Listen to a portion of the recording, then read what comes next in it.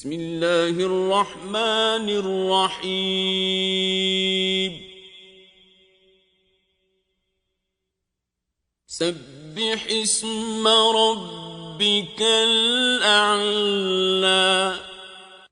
اے پیغمبر صلی اللہ علیہ وآلہ وسلم، اپنے پروردگار جلیل الشان کے نام کی تسبیح کرو۔ الذی خلق فسوى، جس نے انسان کو بنایا پھر اس کے اعضاء کو درست کیا۔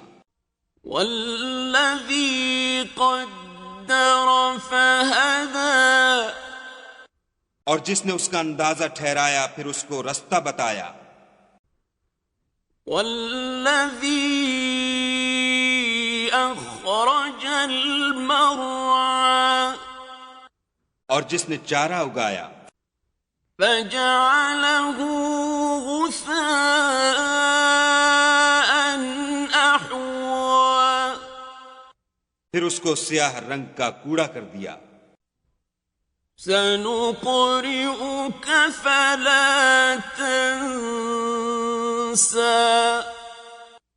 ہم تمہیں پڑھا دیں گے کہ تم فراموش نہ کرو گے، إلا ما شاء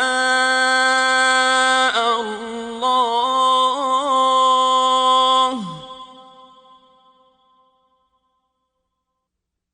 إنه يعلم الجهر وما يخفى، مگر جو خدا چاہے وہ کھلی بات کو بھی جانتا ہے اور چھپی کو بھی۔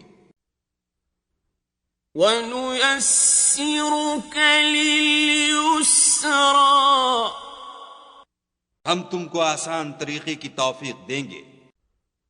فَذَكِّرْ إِن نَّفَعَتِ الذِّكْرَىٰ، سو جہاں تک نصیحت کے نافع ہونے کی امید ہو نصیحت کرتے رہو۔ سَيَذَّكَّرُ مَن يَخْشَىٰ، جو خوف رکھتا ہے وہ تو نصیحت پکڑے گا۔ وَيَتَجَنَّبُهَا الْأَشْقَىٰ، اور بے خوف بدبخت پہلو تہی کرے گا۔ الَّذِي يَصْلَى النَّارَ الْكُبْرَىٰ، جو قیامت کو بڑی تیز آگ میں داخل ہوگا۔ ثُمَّ لَا يَمُوتُ فِيهَا وَلَا يَحْيَىٰ، پھر وہاں نہ مرے گا نہ جیے گا۔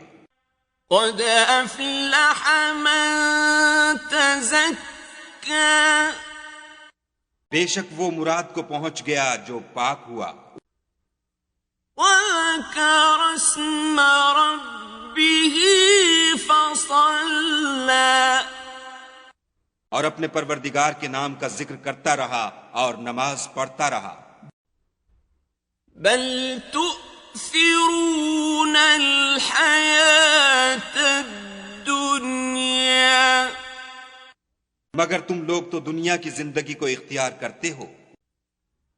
والآخرة خير وأبقى، حالانکہ آخرت بہت بہتر اور پائندہ تر ہے۔